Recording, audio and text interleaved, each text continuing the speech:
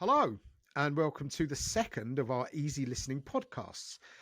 This is a podcast for ground transport drivers and operators. My name's Gary Jacobs, and today we are super pleased to be joined by David Lawrie. He's the Director of the National Private Hire and Taxi Association, as well as the Director of Safe Systems CCTV, the only in-car CCTV system designed for the taxi industry. David, it's a pleasure to have you here. It's a pleasure to be here. Thank you for asking me to join.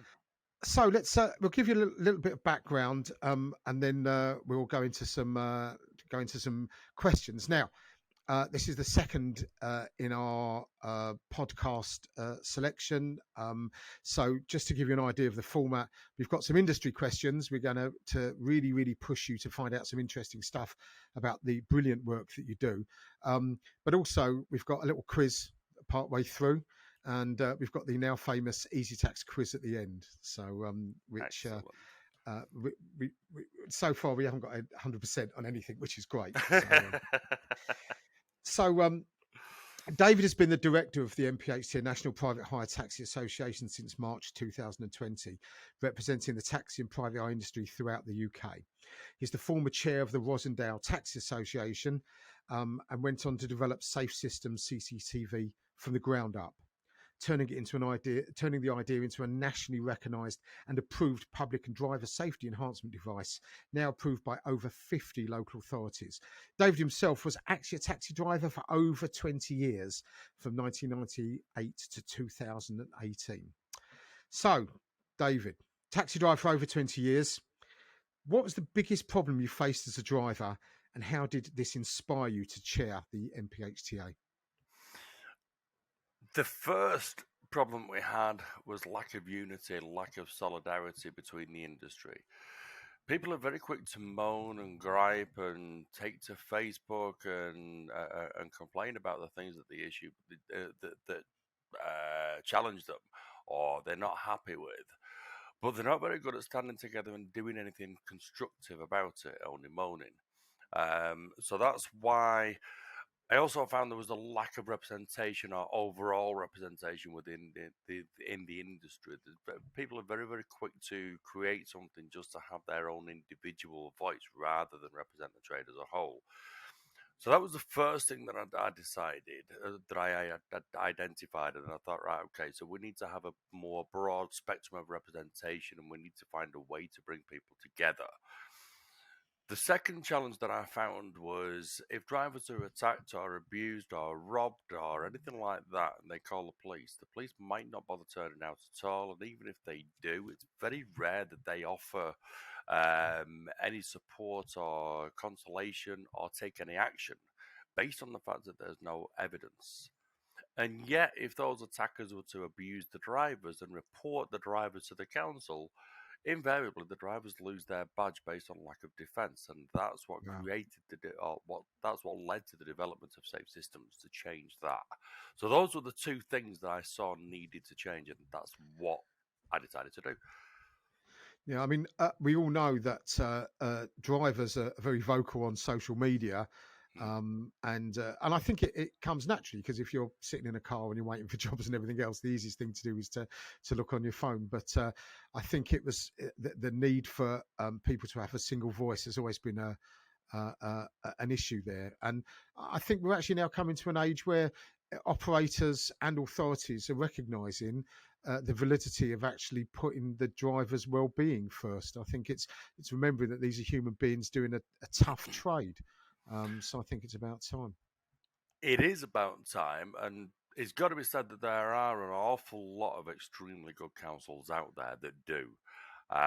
There's an awful lot of reports out there now that openly say this is about protecting the public and the And the drivers. driver. Yeah. But it's got to be pointed out as well that there's also an awful lot of councils that don't. I actually wrote an article on this, you may have seen in the PHTM, about what is leading to the increasing attacks on drivers. And this was about the policies that are being written by councils, the public image that's being created by the government. When we hear we need to protect the public from these drivers that abuse their position, that's creating the wrong impression. That really is. And when the police don't take action and the CPS don't take action, and even when it goes to court, they get a slap on the wrists. That is not giving the right impression out there. So, obviously it turns drivers into targets. Yeah, I mean, I think there's a lot of talk in certainly in London. I've always heard about protection of the public, which obviously is important. But it's amazing that that voice does tend to stand alone. It's always about Mm. the public protection. But I mean, obviously, as you know, we're accountants. We've got lots of drivers on our books. The amount of drivers that have been the subject of not just physical but verbal abuse. I mean, there's a lot of drivers are receiving verbal abuse every weekend, and in terms of the unacceptable faces of racism and other bits and pieces, it's real, and I think that there's it's not a bad idea. So talking about safe systems, tell us, what is it about CCTV that is so important for taxis? An excellent question. So, as I say, I identified that if a driver is attacked and abused, the police invariably don't turn up, and if they do, they say can't do anything because they've got no evidence. So CCTV is a must, and even today, we see the number of reports. A driver's been attacked. We're now appealing. If you were passing with a dash cam, if you were in the area at the time, please give us details. Well, if you had CCTV in that car, you wouldn't need that request because the evidence is there, right in front of you. And what's the take up from local authorities in terms of allowing and not allowing CCTV? Because although from my point of view, we work nationally, but we're very much about the driver's financial side and bits and pieces. So I'm not always, all I tend to hear is from the press. So tell us what's the attitude and take up in general? Okay, well, oddly enough, if you'd have asked me that 5 years ago, I would have said it's extremely frustrating because there are still a huge portion of councils that do not allow the installation of CCTV at all. Last year, when the statistics came out, there are only 3 councils in the entire country that do not allow or mandate CCTV right now. One of those was Trafford. They've just fallen in with Greater Manchester's minimum licensing standards and therefore now allow CCTV. By next year, they're going to be mandating it. Another one was Wolverhampton that didn't allow it 2 years ago. They now do allow it, but they don't allow audio. Another one that was Sheffield that allowed CCTV but didn't allow audio. That changed literally last night. They now allow Oh, okay. audio as well. Um, it's a hard slog. It really is a hard slog, and it's taken us 10 years to get to where we are now. But because we've been at it for that long, we're now having local authorities that are contacting us and asking our advice and for our assistance, and we're actually writing the criteria for them. But as I'm sure you can agree and you would confirm, Gary, we have to write a criteria that is generic and that many people would be able to comply with and satisfy as long as they reach those standards. We can't write a criteria that is specific for us as a product because that'd be restrictive marketing, it'd be illegal, and nobody taking any notice of it anyway. Yeah. But it is rapidly becoming a national criteria and a national standard, and that's something that simply has to happen because you can't have inferior protection in one area but superior in another. You've got to have a national standard, and even if you don't mandate CCTV, you have to have a standard in place. Otherwise, you're leaving it wide open for dash cams to be used, and they Yeah. cannot be used to record internally at all. Well, I know that we've had a big pushback from some of the concierge or chauffeur type companies who Mm. say that their clientele wouldn't find it acceptable to be filmed in any way, shape, or form in the back. Which is, well, how do you feel about that? It's strange because we get a lot of people approaching us as well from specifically the executive and chauffeur type. Some of them are exactly the same as you've just described, and they say that their clientele would not allow it. For some strange reason, film stars don't want to be on camera. Weird. Film Yeah. stars don't want to be on CCTV, but they'd be happy to be in a restaurant, a supermarket, a council building, on the street, on a plane, on a train, on a bus. Well, maybe not on a bus. But when we were at the PHTM Expo, which, as you know, is one of the largest industry exhibitions that bring together people anyway. We We're were always actually there. approached by a we we were actually approached by a limousine company who said, "Are you approved by TfL? Let us know when you are because we need this." So there is that variety even within the executive and chauffeur sector. But I did note with interest one of the local authorities that has gone down the mandatory route has incorporated an exemption for executive. So it Well, is something that's been taken seriously. yeah, the only reason I say it is because I'm certainly no expert in this area, but that's feedback I've heard from some of the companies. But I Mm. suppose I think it's time. We have historically spoken about the passenger safety, which is of the utmost importance in terms from a licensing perspective and from a general well-being perspective. But it is time that we started to think about the protection of the drivers. It's a tough enough living as it is. I know, as from an accountant's point of view. So I'm not sure. I'm not sure who the ones that were actually saying it are. I'm not sure who the ones that actually say my clients, but maybe it's because there's some people in the back of chauffeur cars that don't want their activity to be noted. So, you But know, this is an important point, Gary, and I'm glad you raised that. Then this entire sector, or this entire element of the sector, is heavily regulated by the Information Commissioner's Office. yeah, So it's important that the understanding is out there that the ICO have ruled that data may only be accessed where there is a legitimate interest. yeah, They go further to explain that to mean legitimate interest is the specific date and time that relates to an alleged crime having taken place. Now, that means that data is secure anyway. So, yeah. unless that high class passenger is going to get into the back of the vehicle, attack the driver, and then be reported, that data is never going to be seen by anybody. No, So, no, that's that's a an good point. important aspect to remember. So, obviously, you've done the job yourself for quite some years before you started all this. What do you think? And let's just change the subject a little bit. What's the biggest change to the trade that you've seen in the last 20 years? Um, the move across onto electronic bookings and platforms.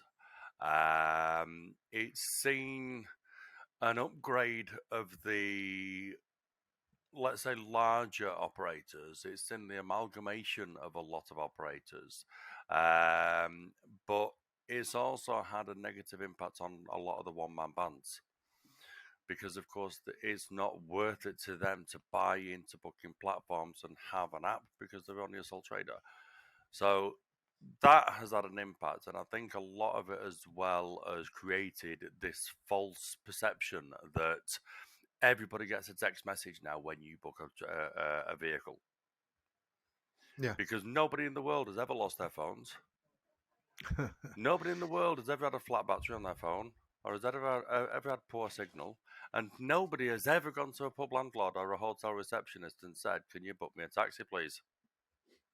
I think it's funny because I was talking in the last podcast about the fact that as a profession we've gone from guys coming in with a shoebox full of receipts to us expecting them to use data capture apps, and and my big thing is at the end of the day. I'm expecting people to still be bringing in shoe boxes of receipts. The only thing is, it's now our obligation to ensure that the regulate that they're compliant to the regulations. So it's the same way. It's interesting because we always talk about technology and the ride hailing apps and operators and boarding technology, but there are still lots of firms out there where somebody picks up a phone and then somebody comes and picks somebody else up. And I don't think that's going in the short term anyway. So it's an interesting one. No, I mean there's a slight difference. There's a slight difference between the tax because as I'm sure you're far more aware than I am. You've got the legislation of making tax digital, but there is no legislation that's going to say a 76-year-old passenger must use an app because they just don't. Whereas making tax digital, everybody can take a picture of a receipt And that's the difference there. So even a sole trader can make tax digital, but they can't necessarily make their service digital. I actually think it's the same. I moved house recently, and I lived in my previous place for quite a long time before that, and I was amazed at how many companies that will only have a digital interface to change the address, Mm. and the service facilities, and even my own bank. Didn't get it right. We gave them a new address and it never came up on the screen. And I mean, I've spoken about this before. There is still a significant percentage of the population who are in digital poverty. If you don't have a computer or access to a smartphone, there are certain regulatory compliance obligations that people just can't do.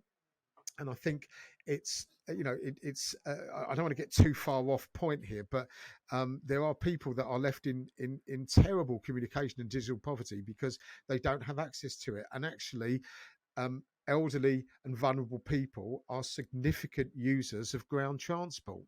Yeah. So So I our have very clients are affected by the fact that they're not tech savvy. They don't have apps.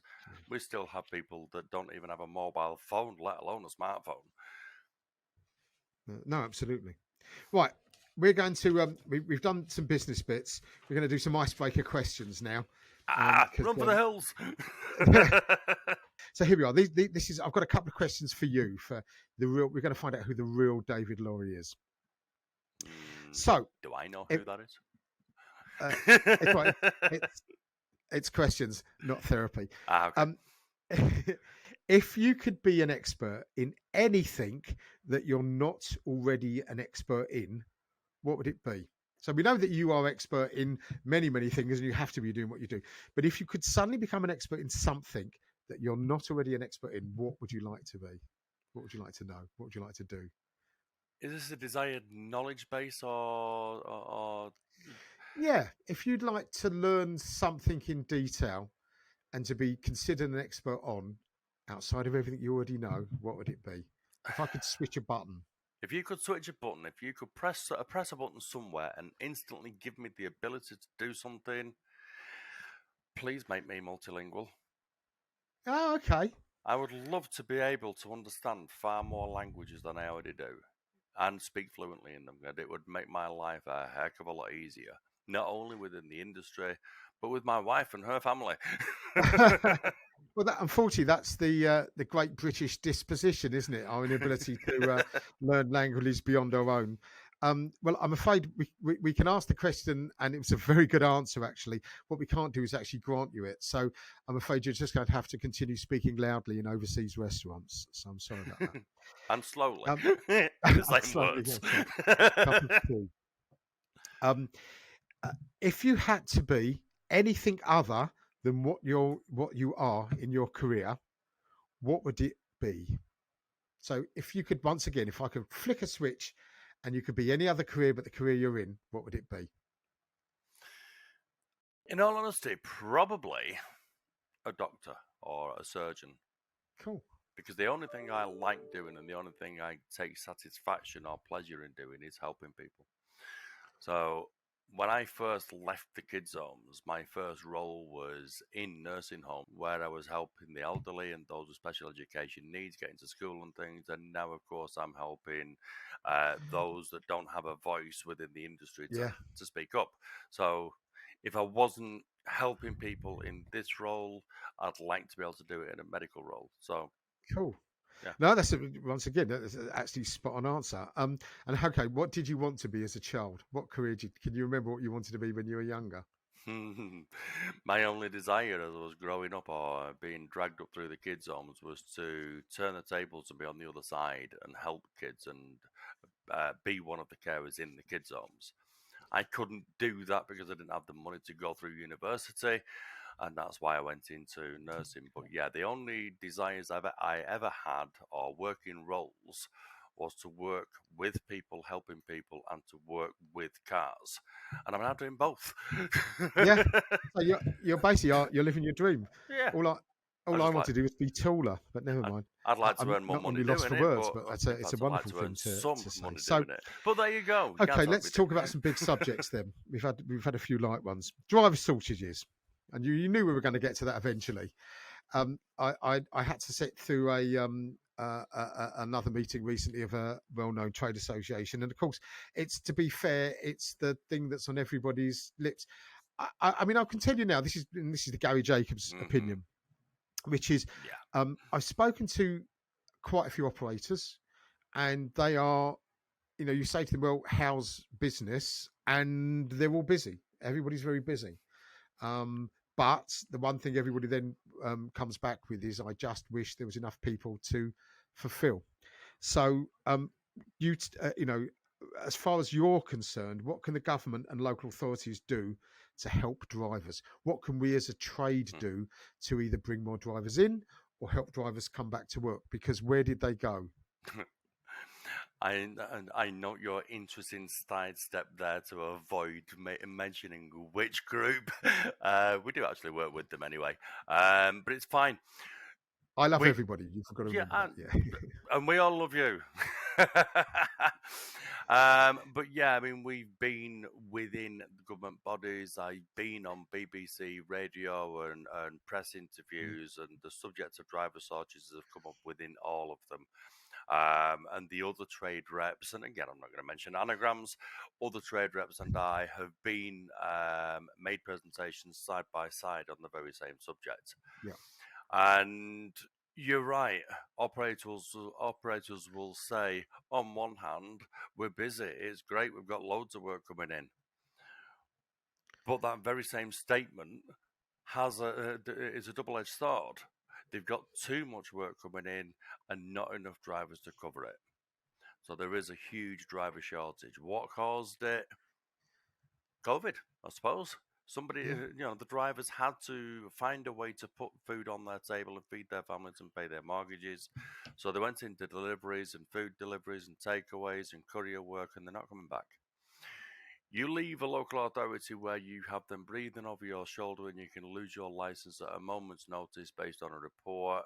You go into couriers as a temporary measure. You find you don't have that anymore, and you can run an older vehicle. You can run whatever colour vehicle you want. Without the council's input, you ain't coming back to that role. So that's the first thing that caused it. Then when the COVID took that long for us to start to recover from, and in the meantime, we had the new statutory standards and we had new conditions coming in from local authorities. We've even seen local authorities, believe it or not now, that are trying to pass the book and ask for local trade groups to create their ambassadors to perform the licensing role for them and assess the applications and submit them online, rather than drivers going into the council and doing it direct, as the councils are paid to do. Then now the trade are having to do them as volunteers. We've even seen councils that are saying, right, we're going to provide a 3-day training course in the subject of mental awareness, and you will then be a qualified counsellor and you'll be able to talk people away from the brink of suicide. Really? Then you see drivers. Drivers. They want drivers to go on a 3-day course to become a qualified counsellor, which is a 3-year university course. I know, I've done it. I mean, I'm a big fan of drivers being aware of modern slavery, vulnerable children, because there is a level of responsibility as a human. If you're in the streets, you're driving around and people, but that's a safeguarding. That's a safeguarding role, not a counselling role. Put the responsibility of counselling in the hands of a driver that's got to earn a living is probably asking a tad too much. Hold on a minute. Let's take it a stage further, Gary. To put that role into the hands of a driver, when over the last 5 years we've seen thousands of drivers lose their badges due to an allegation of saying something that was inappropriate, is a contradiction in terms. Because I would imagine if I was a driver, I want to keep my head front, drop them off, as little interaction as possible. And you certainly don't want to be accused as being the person that said the wrong thing and actually tipped something off the edge. Yeah. Very, very dangerous move to make. So, what's the overall impact of this? Drivers aren't coming in. Drivers are finding it far too expensive and onerous, and they're having to wait far too long for badges.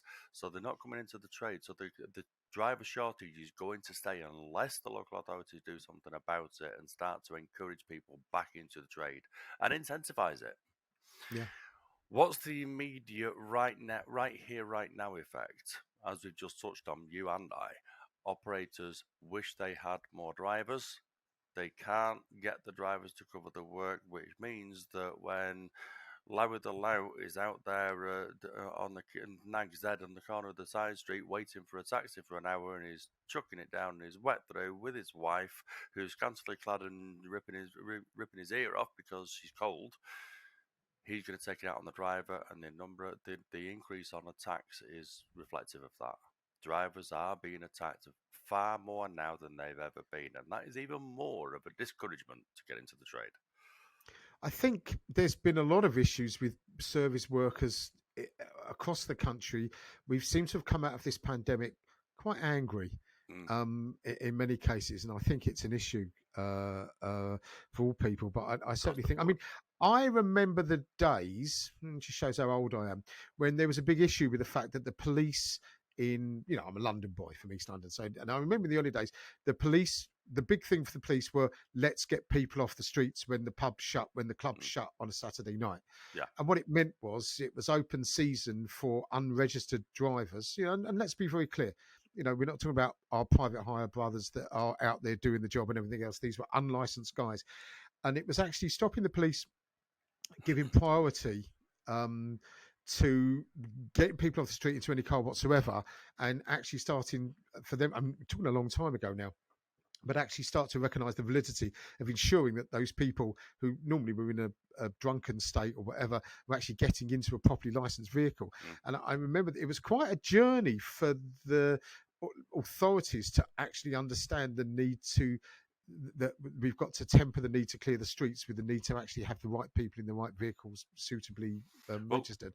So you're there's right. always a bit. You are right, and don't forget, of course, that whilst the rest of the country was the private hire industry wasn't regulated until the 1976 Act. London wasn't regulated for private hire until the 98 Act. Yeah. And I've even come across it where I've approached the police and said that vehicle over there is not licensed, and the response from the police is, "Don't care as long as they get them off the street." Right, and absolutely, You and it's know, amazing.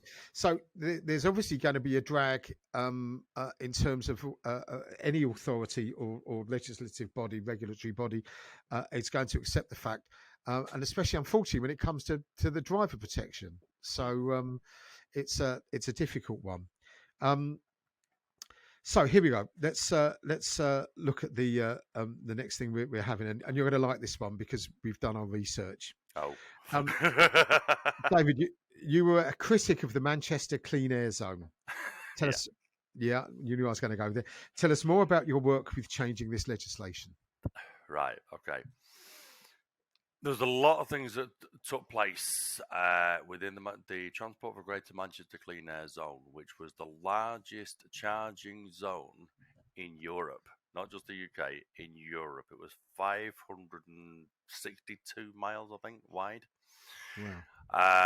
So when it first came out, we were involved in the consultation. We put presentations in. That didn't do enough. So in 2020, I was in Poland organising a protest that took place in Manchester via the internet and monitoring everything that's going on.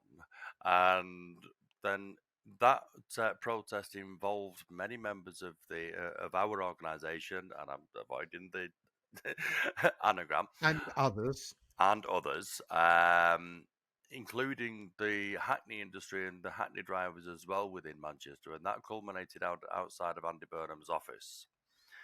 That didn't do enough. He still wasn't ready for dropping it. So when it came to the mayor elections in 2021, I approached other mayoral candidates and said, right, if you can promise to scrap this charging zone, we'll push you forward. That led to Andy Burnham releasing a video that said, "This is a video directly aimed at the taxi and private hire drivers." Who wasn't? It was aimed at me. Please don't listen to the Conservative lies. They forced us to do that. He completely ignored the Clean Air, the Green Earth campaigners that took it to court, and it was the court that forced the government, not the other way around. This is their plan. No, they just said, you've got 2 hotspots there. What are you going to do about it? This size of this zone is your idea, pal. I promise there will never be a charging zone while I'm mayor. Very cleverly worded. While I am mayor. And what is going to happen after that? But it still wasn't enough. It still wasn't ready for stopping it. So then I got together a few people and we launched. If you have a look for it on Facebook, you'll see Rethink the Clean Air Zone, Greater Manchester. It's got over 80,000 members in there, and we did another protest in February of this year, and that included this time courier drivers, delivery drivers, horsebox drivers, private hire drivers, hackney carriage drivers.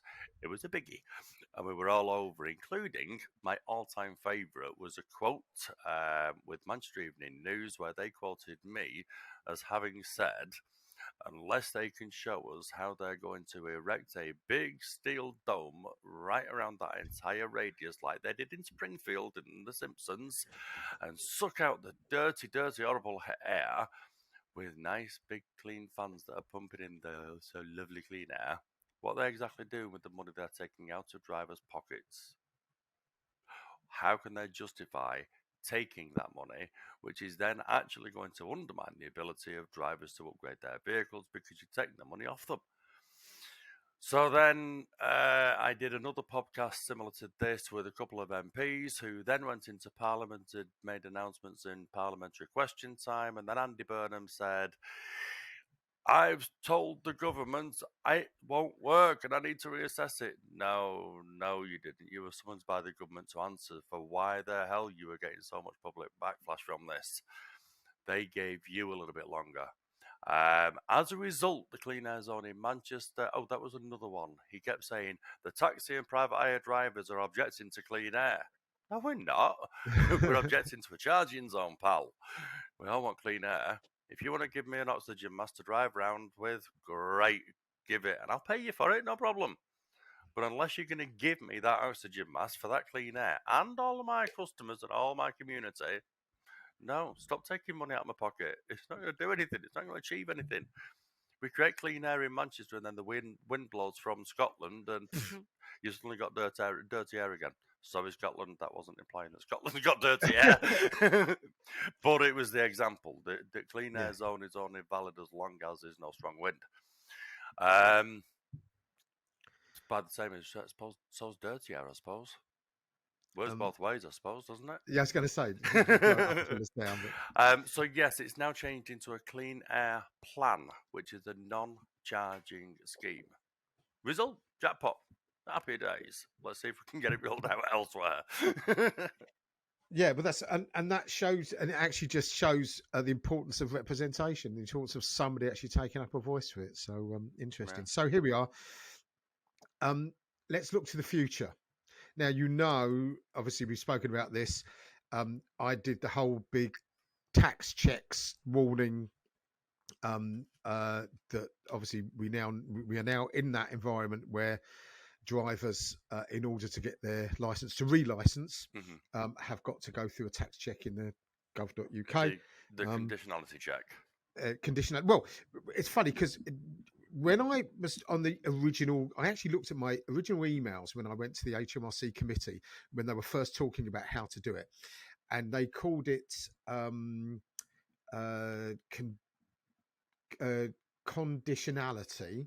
Oh no, was it continuity? Continuity. Originally. Then when they issued the paper on it, it said conditionality. Now, when you see the government referring to it, because nobody ever knew what they were talking about, they now start to call it the tax check. So we've got, I haven't had to remember the wording anymore. What's interesting is I said to everybody that if you don't offer the services to drivers for people like us, any accountant, to help somebody do their tax return or their back duty or their failure to notify a tax return, which and I can say it because it's our podcast, which is really easy to do, and it's not as complicated as people think it is, and it's never as expensive as people think it is. Anyway, we've done loads and loads of these back duty checks so that people can get their tax check code, and also taking into consideration that you don't actually give your unique tax reference number. What you do is you have to go into the government.uk, you have to answer 5 questions, and they give you a one-off number. Since that time, 7,000 people have not renewed their license so far. And that's a conservative figure because I think that's now a month or 2 months old. Um, uh, and the big warning to operators was, well, once upon a time, and I'll quote from you, 10 years ago, if a driver didn't want to drive, didn't want to renew his license, what was he going to do? Well, the answer nowadays is he's going to deliver food, he's going to deliver parcels, he's going to whatever, go out and do something else, which is why we as an industry have to love and attract and retain drivers. So tax checks has been going for a while now. Yeah, operators have lost drivers because they haven't invested in ensuring that they were coming back in. We knew it was going to happen, but the government has considered it as a success because lots of drivers have registered, and there's lots of new people being introduced to HMRC, and there's lots of guys who were actually unregistered and realised that it wasn't as terrible as they thought it was going to be, and are now registered and back driving and doing their job. So fantastic, and we will be going on and doing this for 3 years. That's our journey, and for us as a practice, we've got Making Tax Digital and the tax checks and things coming on. David Lawrie, where are the oncoming storms in the future of passenger transport? It's interesting that you quote the number of drivers that have left, and it may be that some of them is down to the check code or conditionality code. It may also be that we're not even on the 3rd year of renewals yet from COVID epidemic, and those that haven't renewed through there. So it may have an effect, but I don't think it's right to assume that that's the whole effect and that's the whole reason why those haven't come back. It's not a huge figure either, to be fair. No, when you in terms of the numbers, it's not. no. It's a 7,000 out of 552,000. It's quite minor, really. But we've got to, if you project that over a 3-year period. But you know what? I'm not here to be controversial. It's the fact is that some people have chosen not to. But go on, David. The big oncoming storms. Where are we going to head? The big oncoming storms. I think you're going to have major issues with the rollout or misinterpretation of new acts of legislation that have come out. I mean, one of those being the Deregulation Act, of course. People think it means that they can work wherever they want for whoever they want, and it doesn't. It simply means that operators can subcontract between each other. The next one that came out was this NR3 database, the National Register of the Three Licenses. Let's call it what it is. Let's simplify it. It is not an anti-fraud database at all. It's a National Register of Three Licenses. That's why it's called NR3. The only reason there's any reference to fraud is because it was the National Anti-Fraud platform that were asked to develop the database on behalf of the local authorities. That's why it's referred to as fraud. It's nothing to do with fraud at all. So one of the safeguarding issues that was released as an act of legislation in February removed councils may feed into it and turned it into councils must feed into it. The second one that came out is the disability access one that was released in April this year. Even yesterday, I was listening to councillors saying that puts a duty on drivers to provide a service and operators to gather information. That's not what it did at all. What it did was it placed a burden on local authorities to maintain and create an easy accessible register of wheelchair accessible vehicles. And it placed more of a burden on passengers to notify operators if they had a disability, because to quote the MP that wrote the Act, not all disabilities are visible. So it created a bit of an exemption. So I think the biggest problem that we have within the industry is the misunderstanding, not just with operators and drivers thinking it means far more than it actually does, but the lack of understanding with local authorities, even with regards, and I'll bring that right back to simplify it. Since we've mentioned the tax conditionality check code, you and I, Gary, we were both in web podcasts, whatever they call We them. Yeah. we were online, David. Meetings, Is what we were. Yeah. with HMRC, with the IOL, with each other, Yeah. trying to get the message out there, and yet we're still seeing drivers saying, "You just need your URL number." No, it's nothing to do with that. We still see local authorities saying, "If you want to renew your plates, you must give us a tax conditionality check code." And I actually had to report some of them to HMRC for blackmailing drivers and saying, if you do not apply for your code as if you're a driver and give us that, we won't give you your plates. Oh wow. Exactly. So there's a massive misinterpretation out there, and that in itself is causing confusion, it's causing lack of awareness, and it's creating redeveloping or reaffirming that us versus them mentality. And that's why the likes of you and I come in and say, hang on, oi, come here. Sit down, listen carefully, I'll dumb it down for you. Yeah. Well, as you know, we did videos, and we've got I all kind of know. resources on the website and things. And I still get part. I mean, it's a bit like I don't really want to mention it too much, but that everybody's talking about a certain form of direct tax. Sorry, that is the thing at the moment. The VAT issues in the industry, which is well, I'm not going to go there because Me I neither. end up annoying myself. But what what happens is I still have a lot of operators phoning me up saying, "What's the position?" And I still have operators phoning me up and saying, "I've got drivers that can't get their license. What's the position?"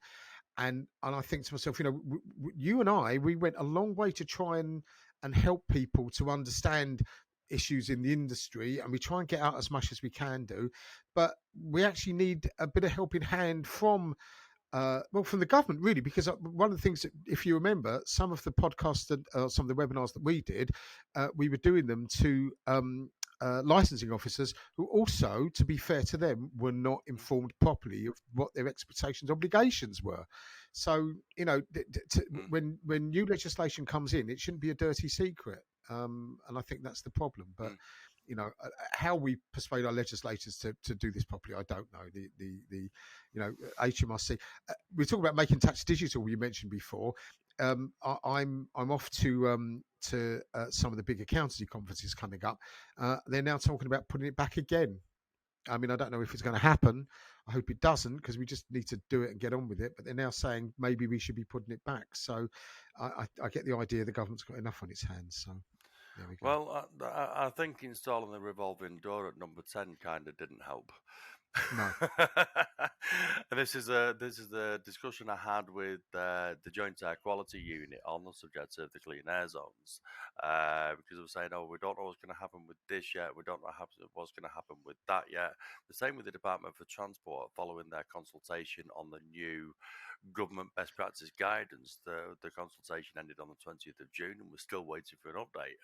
And they both said, oh, well, ministers keep changing hands. And the last time they said it, I said, well, it shouldn't take us long this time. And they said, why not? I said, well, they just had a practice run a month ago. But But we've still it's got an overhang of questions that are coming out post Brexit about chauffeur companies doing overseas. People, if they're engaging, instructing people overseas, and how that transmutes to their VAT position, and who charges what and how. And post Brexit, HMRC said, well, we don't know.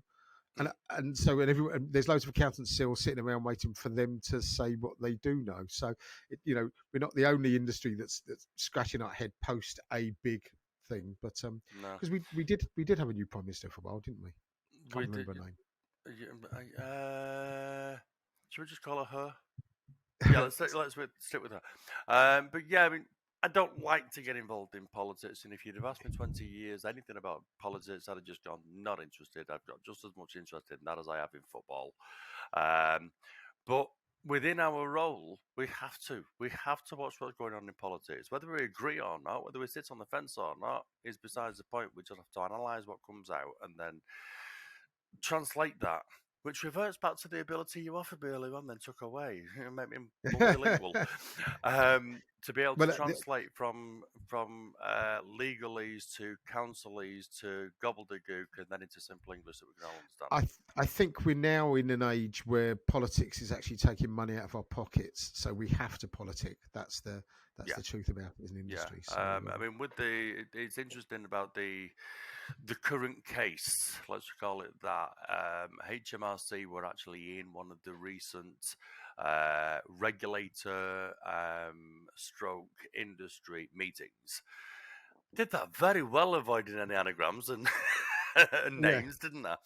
And when I explained how I understand that particular case to literally be, HMRC themselves said, actually, that makes sense.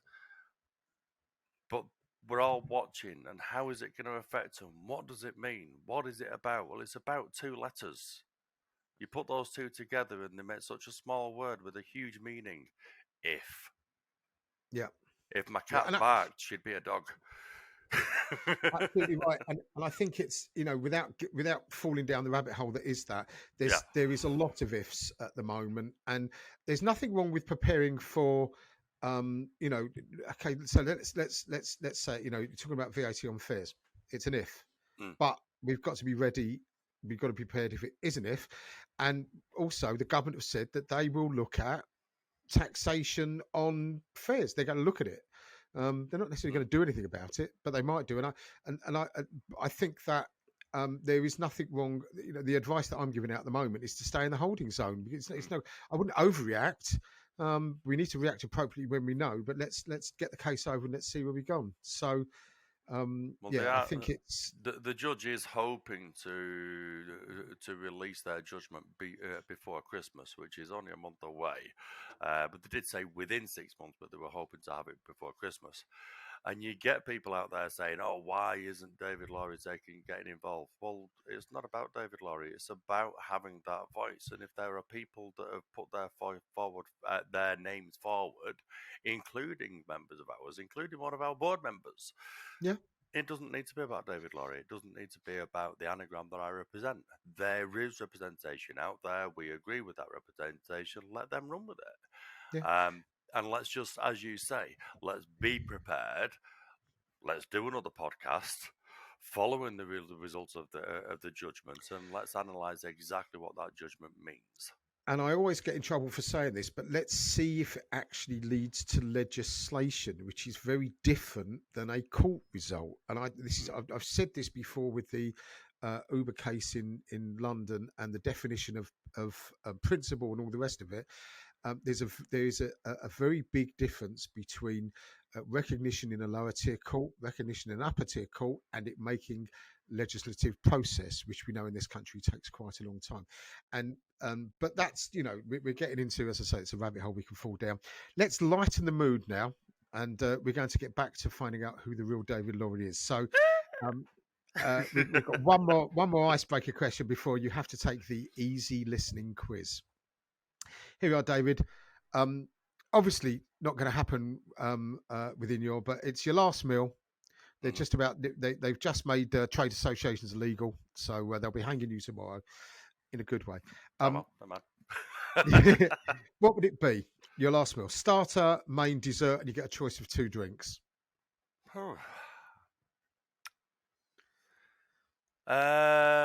Starter. Prawn mayonnaise. Or prawn Oh, cocktail. okay. No tomato ketchup in there. No. Tomato ketchup has got its place, and that's for on chips. Just to let you know, this is this is the second podcast where prawns and mayonnaise have featured in the answer, so that's pretty good. Mains, Main.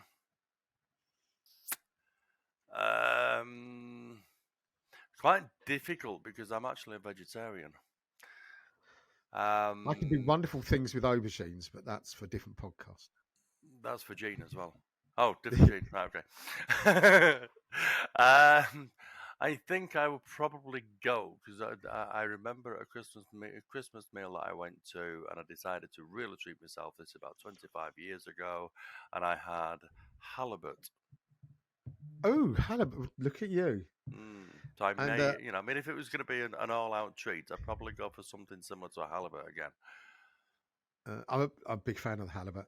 And what would the what's your drink of choice? Just to bring that in there, what would accompany all this? It would. It depends of drink of convenience or favorite drink. Drink and Well, you get two drinks, so you can have one of each. not really good to mix the two though, because I do like a whiskey and coke. And when I say whiskey and coke, I'm not talking about whiskey and coke the way everybody else means it, with a big tall glass, a little bit of whiskey, and top it up with coke. I'm on about put some whiskey in there and just darken it a little bit. That's Yeah, it. Just a splash just of coke lightly and that's it. introduce. Yeah, just take the bite off it, but don't kill the flavour. But I encountered Malibu and orange when I was in Corfu on a holiday once, and I absolutely loved it. So Malibu and orange is fresh orange. Fresh orange. It's got to be fresh orange. I can honestly say that was not what I was expecting to come out from you, and I'm pretty damn impressed. So okay, so you find. Oh, what's your dessert? What does a man like you? What's a big dessert for you? I'm very much a cake and custard. Oh, Very okay. much a cake and custard. Yeah. All right. I shall remember that. I too am a big fan of the cake and custard. Gotta have custard. But it's got to be proper custard. Oh yeah, Proper, yeah. None of this out of the tin stuff. No, get yeah, your custard powder, a bit of sugar, a pint of milk, yeah. mix it up, bring it up. Yeah. Got to leave it for a little while because I like rolling the skin off the top as well. And Yeah. eating that Yeah. Same with porridge. You've got to have a nice little skin just to rice pudding with the brown bits on. Oh, right. Come on, we're going right, on to okay. Oh, I knew you this gave was me going to go. hungry.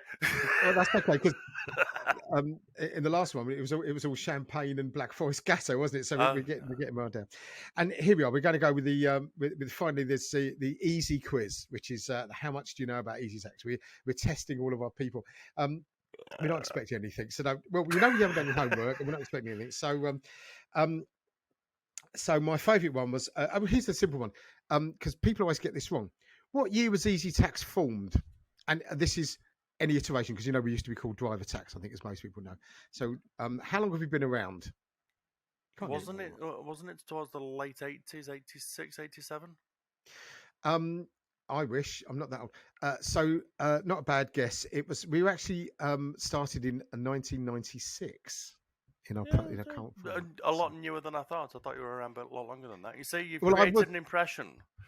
I was around as an accountant, but Eazi Tax as the company was okay. formed as it was. Okay. And then we've got my personal favourite one, which is and we're going to be changing this for the next podcast, but we're going to go with this because you haven't heard the last podcast yet because we haven't issued it quite. So one of these is a lie. 3 of them are the truth. Tell us which one is a lie. Are you ready for this? You'll like this. Gary can ride a horse. Gary is a herpetologist, which is a lover of reptiles. Gary is trained in goat husbandry, and Gary can read Aramaic. Do you want those again? One of those is a lie. I would go, if I was going to hazard a guess there, I would go at C. I do seem to recall you us talking about linguistics and language, and I remember you saying something about the fourth one, Aramaic. You do seem quite energetic, so I wouldn't say that you're not a horse rider. Okay. This man's got me posted, isn't he? He's got me absolutely upright. And the herpetologist. The herpetologist. Yeah. You're a man with broad horizons. You're a man with broad interests. So I've no reason to disbelieve that could be genuine. I'm not saying it is. I think you. Well, I'm quickly out in a minute because I think you've got me pegged. I am not trained in goat husbandry. Exactly. although I'm expecting by the middle of next year that I will be trained in goat husbandry, because it's one of the courses that I've always wanted to do. But well done. So you really know me. That's brilliant. Um, and here's the last one, which is we'll be gentle with you, which is, and this is just one. It's really funny because I've always had a go at our marketing guy, and I'm allowed to have a go at me because I consider my marketing and sales team as just my errant children. But we've always put, where was Eazi Taxi's first office? Now, you may well not know this, but it's the one because they keep putting it in everything they ever write about me. They start off by saying, so here we are. So you either know or you don't. Where was Eazi Taxi's first office? And it's not a geographic area. It's not a geographic area. Okay. Yeah, so you don't have to think of, The was it location Essex? itself. I would think that you originally launched yourself or your service from home. My first office was a converted garage in the bottom of my garden. Well done. So listen, David, it only counts for me to say thank you. It's been fascinating, and I also think we've learned a little bit about you as well. I had no doubt of your massive breadth of knowledge and the work that you do, both through your company and through the National Private Hire and Taxi Association.